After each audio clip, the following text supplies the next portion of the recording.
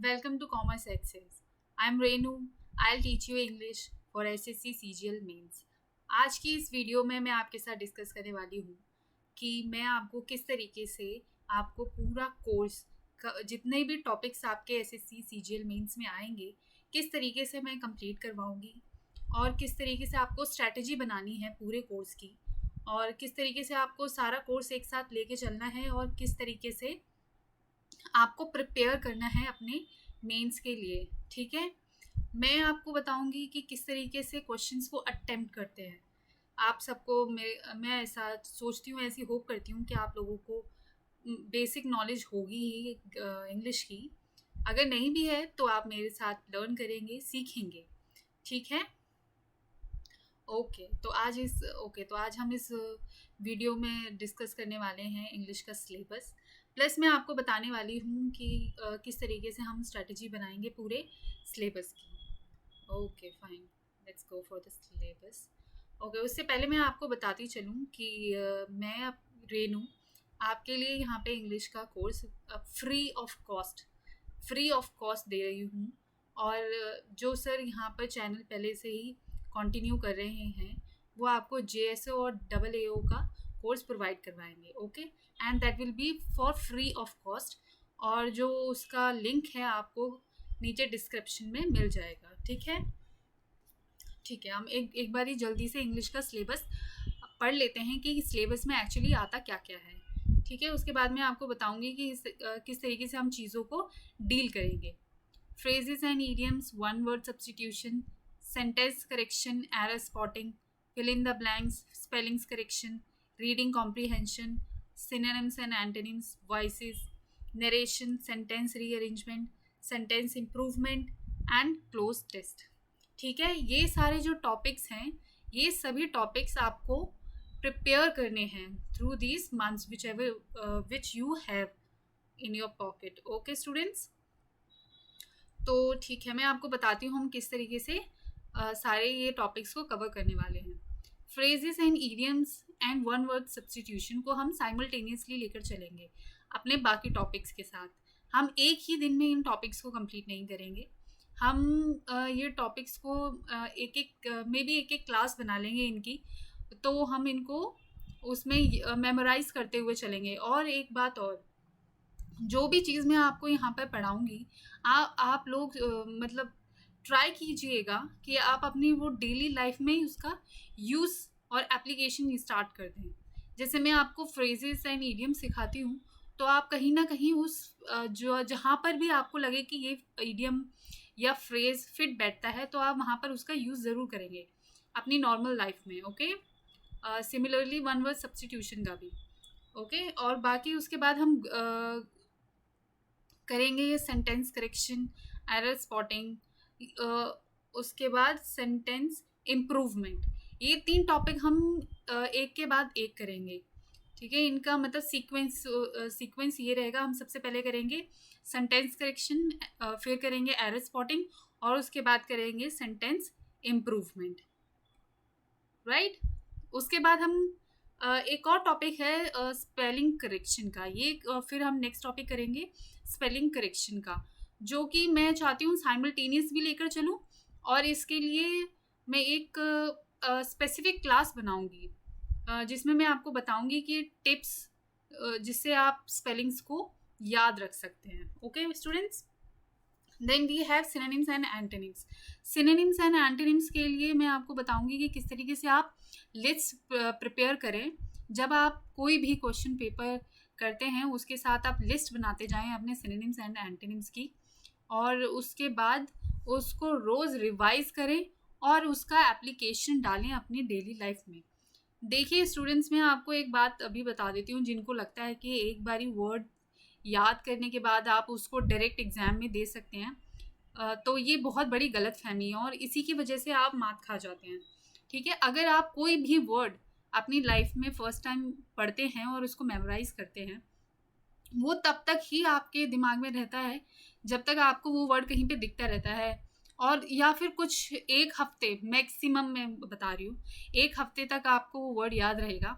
उसके बाद आपके दिमाग से वो इस तरीके से वैनिश हो जाएगा जैसे आपने कभी ये वर्ड देखा भी ना हो। तो आपने अगर कोई भी वर्ड याद किया है तो आप उस वर्ड को हर जगह नोटिस करना स्टार्ट कर दीजिएगा, ठीक है? Okay fine. उसके बाद है रीडिंग कॉम्प्रीहेंशन। उसके बाद हम कौन सा टॉपिक करेंगे? Reading comprehension. So reading comprehension के लिए आपने सबसे पहली तो एक चीज़ ये करनी है, अगर आप न्यूज़पेपर पढ़ते हैं that's really good, if you don't then you have to start reading at least one newspaper daily. Okay, ये आप अपनी एक रूटीन बना लीजिए कि आप चाय के साथ सुबह रीडिंग कॉम्प्रीहेंशन के लिए एक न्यूज़पेपर ज़रूर पढ़ेंगे।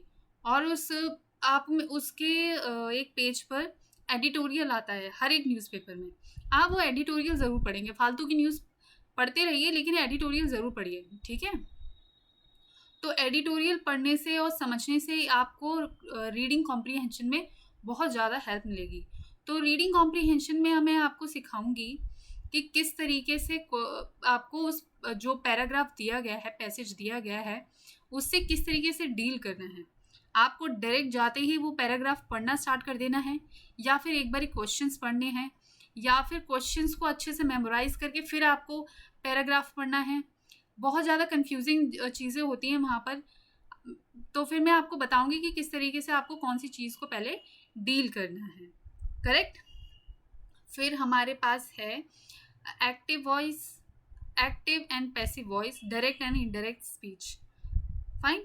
तो ये जो टॉपिक्स हैं इन्हीं से मैं अपनी क्लास स्टार्ट करूँगी। सबसे पहले मैं आपको करवाऊँगी वॉइसेस, उसके बाद मैं आपको करवाऊँगी नरेशन। तो ये दोनों टॉपिक्स मेरे सीक्वेंस में जाएंगे। और ये टॉपिक्स का मैं आपको बताती चलूँ कि ये टॉपिक्स मैं करवाऊँगी आपको एलिमिनेशन से। एलिमिनेशन से कैसे करते हैं वो मैं आपको क्लास में सिखाऊंगी कि किस तरीके से एक एक ऑप्शन को एलिमिनेट करते हुए जाएंगे हम, और किस तरीके से हम राइट आंसर पे पहुंचेंगे, करेक्ट? ओके।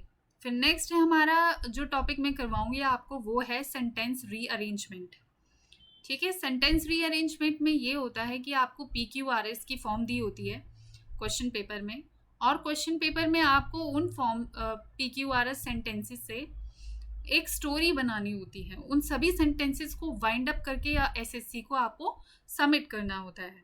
आपको बताना होता है कि हाँ ठीक है, हमारे सामने चीज़ें बिखरी हुई हैं लेकिन हम उनको सबमिट कर सकते हैं। और उसके बाद हमारा आएगा fill in the blanks and cloze test.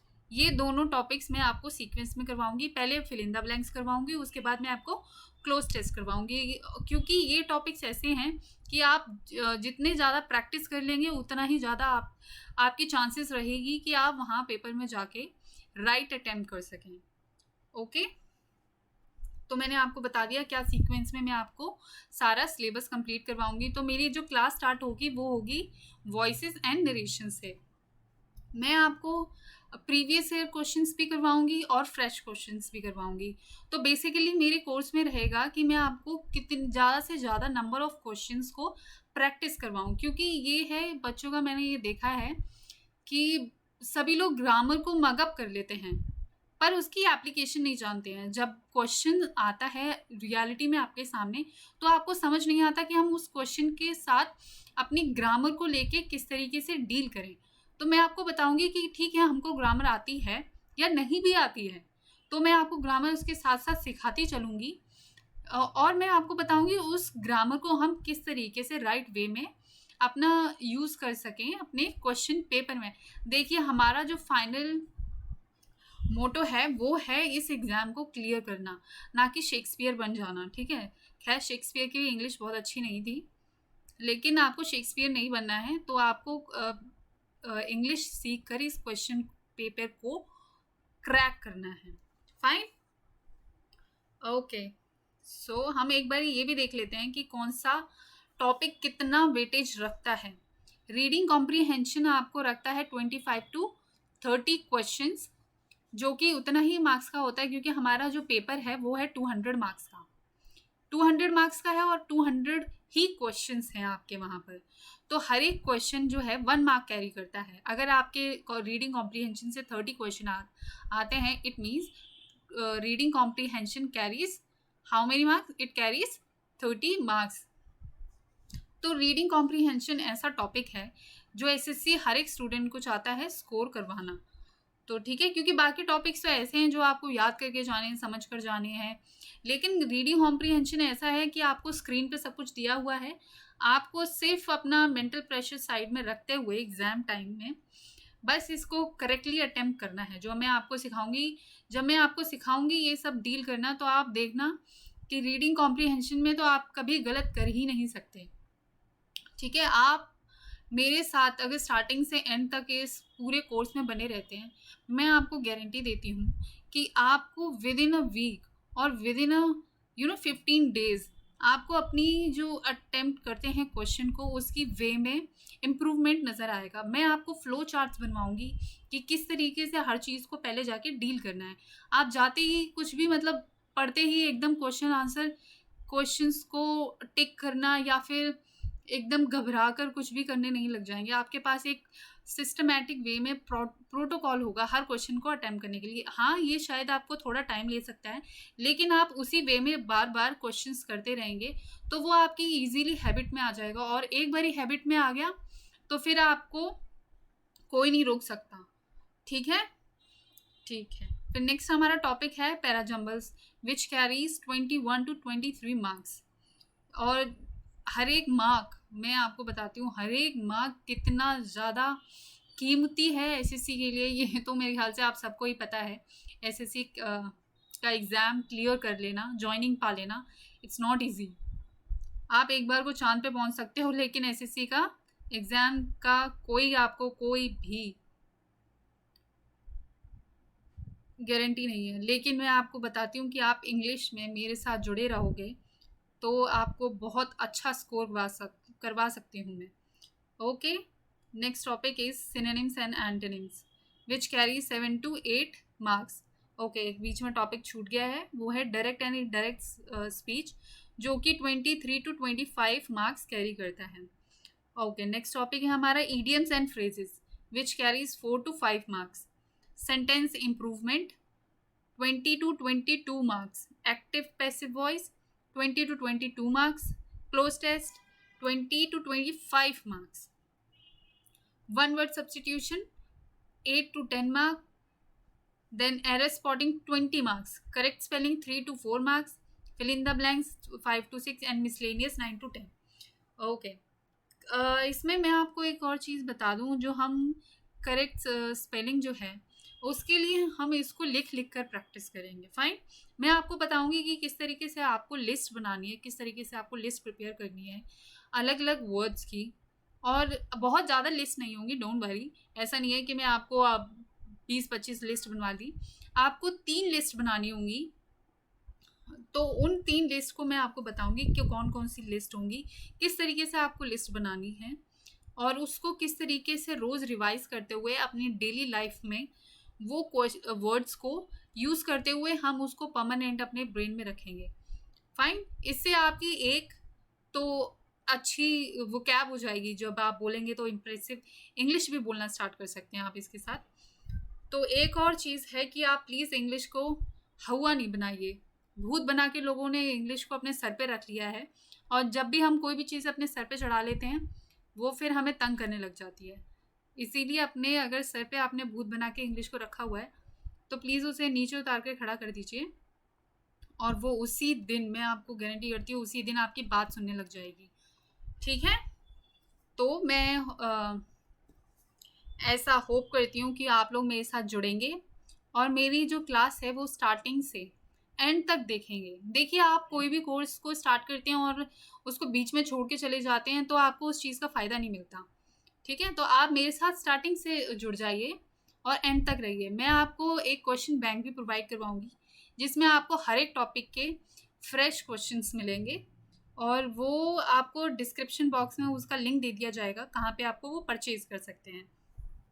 Similarly आपको जो रजनीश सर आपको यहाँ पे पढ़ा रहे हैं ऑलरेडी इस चैनल पे, वो आपको JSO का और AAO का कंप्लीट कोर्स करवाएंगे, और उनको भी वो भी आपको क्वेश्चन बैंक प्रोवाइड करवाएंगे जिसका लिंक आपको डिस्क्रिप्शन बॉक्स में दे दिया जाएगा। ठीक है, और उसको आपको वो प्रायर अनाउंसमेंट कर दी जाएगी। So please like, share and subscribe our channel Commerce Access, और ज़्यादा से ज़्यादा आप लोग इसको लोगों तक पहुंचाएं, ताकि हम जो आपको फ्री कोर्स दे रहे हैं वो ज़्यादातर लोगों के पास पहुंच पाए। क्योंकि कोविड में हम सब जानते हैं कि सब लोग कितनी फाइनेंशियल प्रॉब्लम से सफ़र कर रहे हैं। तो अगर हम लोग किसी भी वे में अगर किसी की हेल्प कर सकेंगे तो वो हमारे लिए बहुत बड़ी बात होगी। So thank you for watching me here, and now I will sign off. Thank you.